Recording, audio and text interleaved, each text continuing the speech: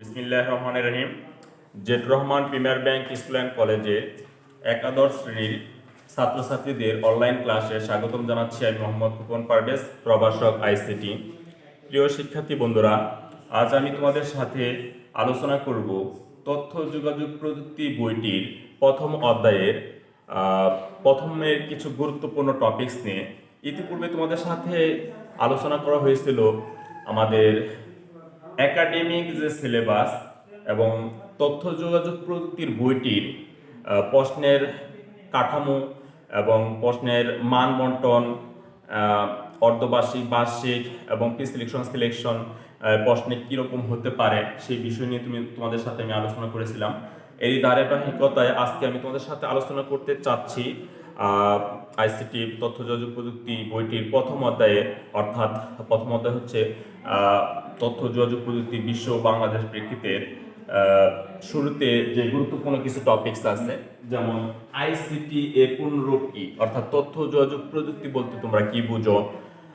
আবার আছে বিশ্বগ্রাম কি, বিশ্বগ্রামের সুবিধা এবং অসুবিধা, এই বিষয় নিয়ে আমি তোমাদের সাথে আলোচনা করব। আইসিটি এর পূর্ণরূপ কি?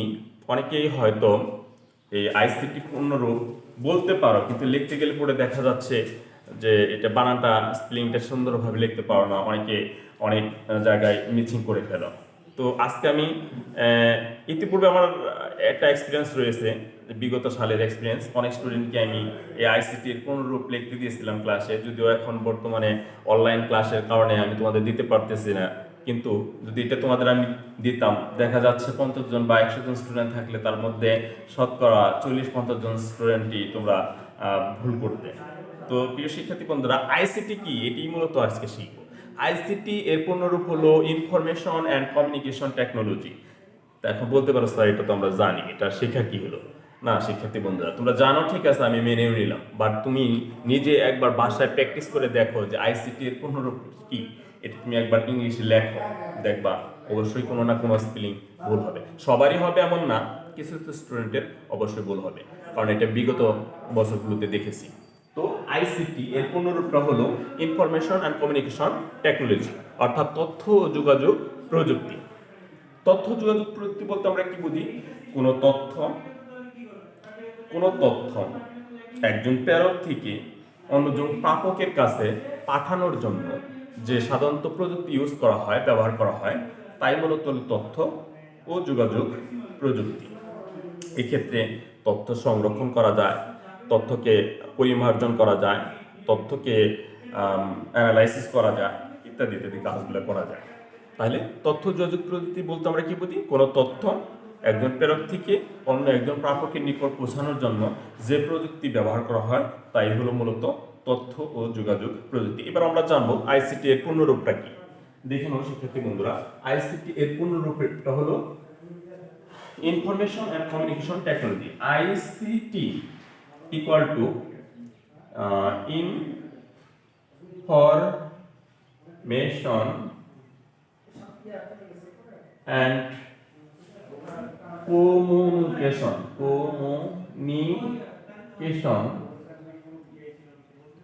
টেকনোলজি।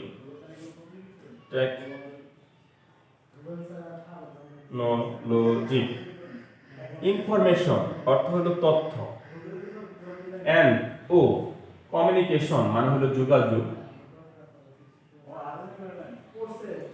টেকনোলজি মানে হলো প্রযুক্তি।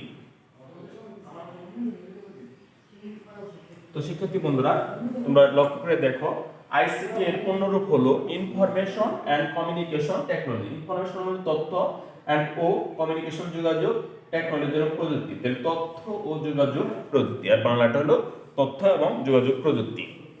এই তথ্য যোগাযোগ প্রযুক্তি বাস্তবায়ন করার ক্ষেত্রে বেশ কিছু উপাদান রয়েছে। যদি তথ্য যোগাযোগ প্রযুক্তি আমরা বাস্তবায়ন করতে চাই, তাহলে অনেকগুলো উপাদানের সমন্বয়ে আমরা তথ্য যোগাযোগ প্রযুক্তিটা বাস্তবায়ন করতে পারি। এর জন্য লাগবে আমাদের কম্পিউটার সাথে আনুষঙ্গিক যন্ত্রপাতি, ডিজিটাল ক্যামেরা, তারপরে হচ্ছে ভালো মানের সাউন্ড, মডেম, ইন্টারনেট কানেক্টিভিটি ইত্যাদি ইত্যাদি লাগবে। আসলে আমি আলোচনাটা ওদিকে যেতে চাচ্ছি না। এর পরবর্তী যে টপিকসটা তোমাদের আসতে পারে পরীক্ষায়, সেই বিষয়টি নিয়ে আমি আলোচনা করব। সেটা হলো বিশ্বগ্রাম। বিশ্বগ্রাম কি? বিশ্বগ্রামের সাথে ওই প্রশ্নটা রিলেটেড আছে, এর কারণে আমি ওইদিকে আর আলোচনা দীর্ঘায়িত করলাম না। আমরা এদিকে চলে আসি। বিশ্বগ্রাম বলতে আমরা কি বুঝি? বিশ্বগ্রাম এর ইংলিশ হলো গ্লোবাল ভিলেজ। গ্লোবাল মানে বিশ্ব, ভিলেজ মানে গ্রাম। গ্লোবাল ভিলেজ অর্থাৎ বিশ্বগ্রাম।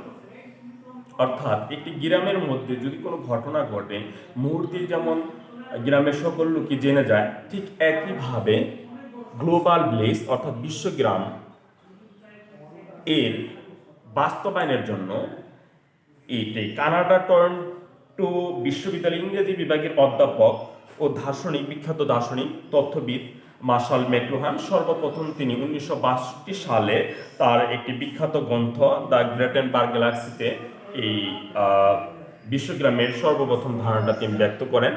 তিনি বলতে চাচ্ছেন যে সমস্ত পৃথিবীটা বিশাল আকারে পৃথিবীটি না ভেবে একটি একক ইউনিট, একক প্ল্যাটফর্মে একই ছায়ার তলে অবস্থান করে, সহ অবস্থান করে একজন আরেকজনের সাথে সুখ দুঃখ পারস্পরিক ভাগাভাগি করে নেওয়ার নামই হলো গ্লোবাল ব্লিস। যেমনটি হয়ে থাকে একটি গ্রামে, গ্রামে কোনো ঘটনা ঘটলে পরে একজন আরেকজনের খোঁজ খবর নেই, আমরা তাকে যা সহায়তা করি। এটা তো আর ওইভাবে সম্ভব হবে না। এটা আমরা করতে পারি কিভাবে? ইন্টারনেট কানেক্টিভ মাধ্যমে, নেটের মাধ্যমে। নেটের মাধ্যমে এমনভাবে একটা দেশ আরেকটা দেশের সাথে রিলেটেড থাকবে, সম্পৃক্ত থাকবে, যার ফলে যে কোনো দেশ যে কোনো সময় বিশ্বের যে কোনো খবরাখবর মুহূর্তের মধ্যে জেনে যাবে এবং আপদে বিপদে এক দেশ অন্য দেশকে সহায়তা করবে এবং এই দেশ অন্য দেশ সম্পর্কে তাদের কালচার, সামাজিক, রাজনৈতিক, অর্থনৈতিক, সাংস্কৃতিক সমস্ত যাবতীয় বিষয় সম্পর্কে তারা ধারণা লাভ করবে। অর্থাৎ পুরো পৃথিবীটাকে একটি হাতের মুঠোয় নিয়ে আসবে, ছোট্ট একটি ডিভাইস, ছোট্ট একটি ডিভাইসের মাধ্যমে, কম্পিউটারের মাধ্যমে, কানেক্টিভিটির মাধ্যমে। এটির নাম হলো গ্লোবাল ভিলেজ। তো আশা রাখি গ্লোবাল ভিলেজ বলতে কি বোঝায় সেটা বুঝতে পারতাম। তাহলে আরেকবার আমরা সংজ্ঞাটা দিতে পারি। গ্লোবাল ভিলেজ হলো এমন একটি অবস্থা যেখানে ইন্টারনেট কানেক্টিভিটি এর মাধ্যমে সমস্ত পৃথিবীটাকে একই সুতায় আবদ্ধ করে একটি একক প্ল্যাটফর্মে সহ অবস্থান করে পারস্পরিক সুখ দুঃখ ভাগাভাগি করে নিয়ে জীবন ধারণ করার ব্যবস্থা কি বলা হয়? গ্লোবাল ভিলেজ অর্থাৎ বিশ্বগ্রাম। এবার এই গ্লোবাল ভিলেজের ফলে আমাদের কি সুযোগ সুবিধা হয় আর কি অসুবিধা হয় সেই বিষয়গুলো আমরা এবার জেনে নিই। গ্লোবাল ভিলেজের কিছু সুবিধার কথা আমরা আলোচনা যদি করি, 1 নম্বর সুবিধাগুলো দিয়ে আমরা গ্লোবাল ভিলেজের অনেকগুলো সুবিধা রয়েছে। তার মধ্যে 1 নম্বর সুবিধা হচ্ছে বিশ্বের যে কোনো স্থানে যে কোনো ব্যক্তির সাথে তাৎক্ষণিক যোগাযোগ করা যায়। 1 নম্বর সুবিধা হলো তাৎক্ষণিক যোগাযোগ। বিশ্বের যে কোনো ব্যক্তির সাথে তাৎক্ষণিক যোগাযোগ করতে পারবে। এটি বিশ্বগ্রামের ফলে একটি ব্যাপক সুবিধা। এরপর হলো ভিডিও কলের মাধ্যমে। আগে আমরা দেখতাম যদি কেউ আমাদের বাংলাদেশ থেকে বিদেশ, সৌদি আরব, মালয়েশিয়া কিংবা সিঙ্গাপুর যেত, যাওয়ার ফলে তারা ওই দেশ থেকে ভিডিও রেকর্ডিং করে, ট্যাব রেকর্ড করে সেই রেকর্ডগুলো পাঠাইতো। এই রেকর্ডগুলো আসতে মাস 15 দিন, 1 মাস লেগে যেত।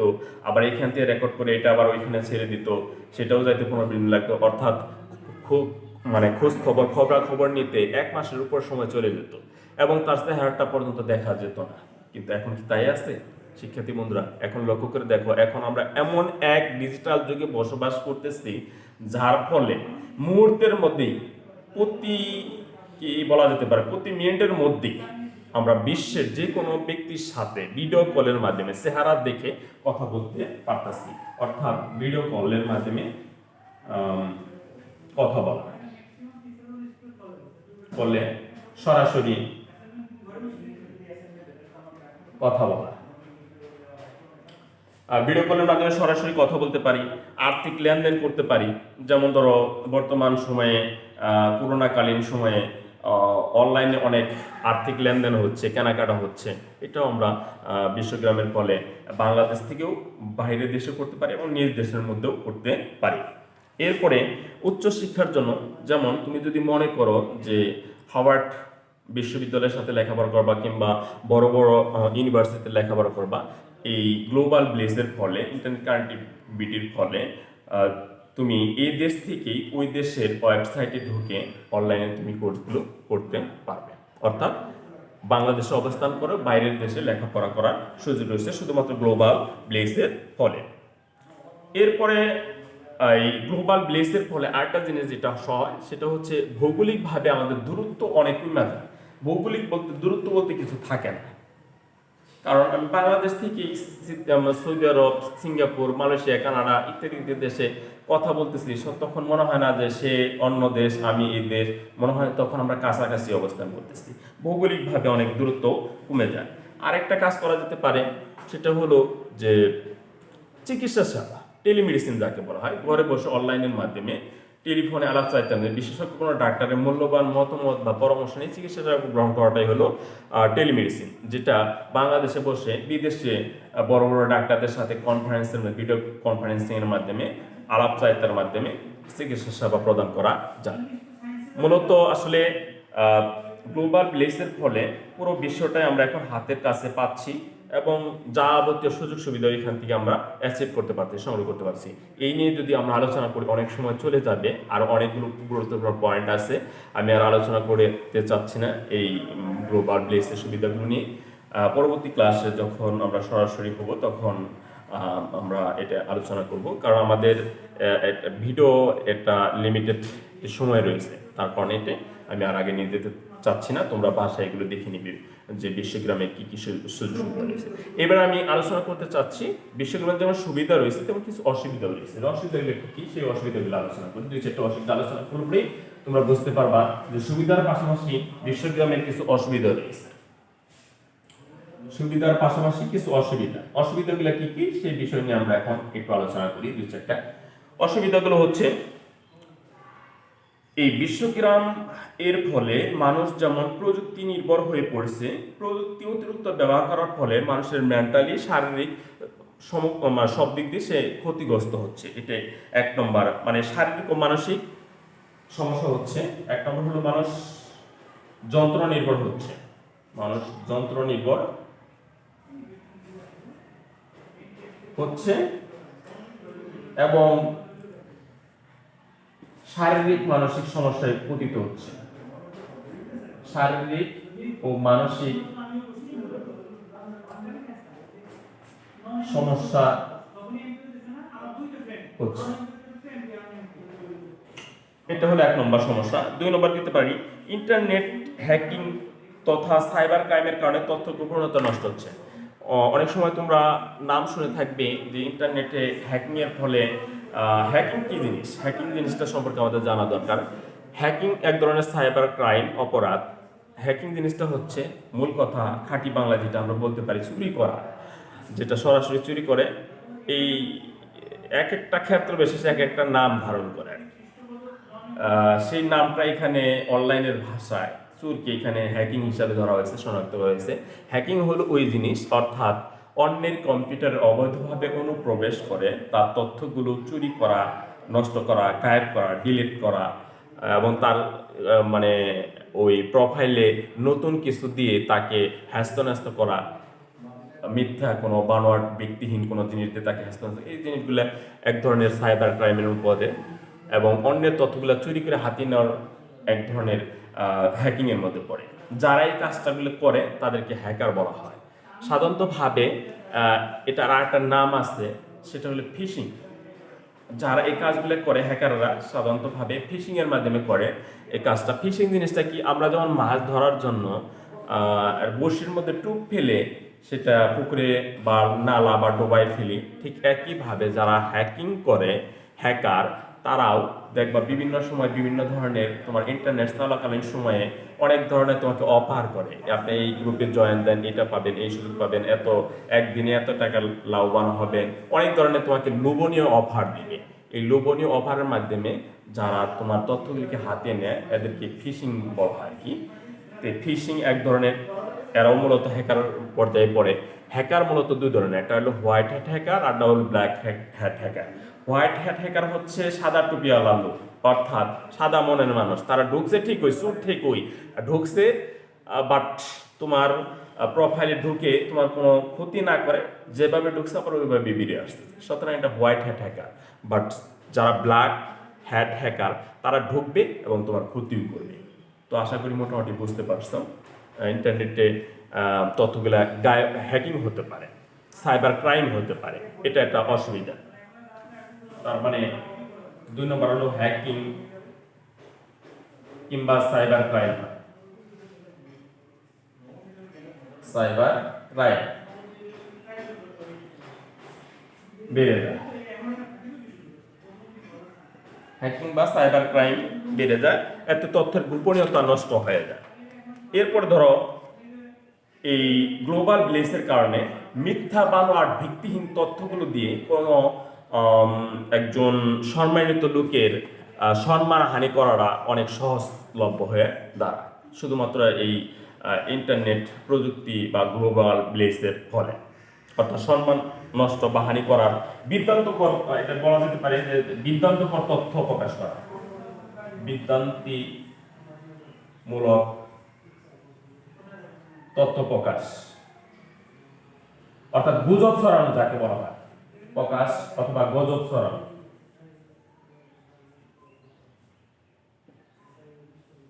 এরপরে আমরা যেতে পারি বিভিন্ন ধরনের সন্ত্রাসী কর্মকাণ্ড চালায় যাওয়া, রাষ্ট্রের ক্ষতি সাধন করা, কিংবা তোমরা ইতিমধ্যে বিভিন্ন ক্রাইম রিপোর্টগুলো যদি দেখো, ইন্টারনেট ইউজ করে বিকাশের মাধ্যমে প্রতারণার ফাঁদে ফেলে অনেককে অনেকভাবে টাকা পয়সা হাতিয়ে নিচ্ছে, এটাও একটা প্রতারণার ফাঁদ। কিংবা ফেসবুকে ভুয়া আইডি খুলে তাদেরকে বিভিন্নভাবে পরিচিত করে তাদেরকে কি করা যায়, সর্বশান্ত করার চেষ্টা করে বা টাকা পয়সা হাতিয়ে নেয়, এটাও এক ধরনের সাইবার ক্রাইমের মধ্যে পড়ে। তারপরে ব্যাংকিং, আর্থিক লেনদেন, বাংলাদেশ থেকে এই হ্যাকিংয়ের কারণে কোটি কোটি টাকা বাইরের দেশে একসময় পাচার হয়ে গেছে। মূলত বিশ্বগ্রামের কথা বলতে গেলে পরে যেমন সুবিধাও অনেক, অসুবিধাগুলো কম না। তবে আমরা এই প্রযুক্তিকে যদি সুন্দরভাবে ব্যবহার করতে পারি তাহলে আমরা সুবিধাটাই বেশি পাবো। আর কিছু অসৎ লোকের কারণে আমাদের আসলে হ্যাকিং কিংবা সাইবার ক্রাইম অপরাধগুলো সংঘটিত হয়ে থাকে। তো আজকের মতো আমি ক্লাসটা এখানে শেষ করে দিতে চাচ্ছি শিক্ষার্থী বন্ধুরা। পরবর্তী ক্লাসে এই সম্পর্কে আরও বিস্তারিত আলোচনা করব। সে পর্যন্ত তোমরা সবাই ভালো থাকো। আজকের মতো এখানে শেষ করছি। ধন্যবাদ সবাইকে।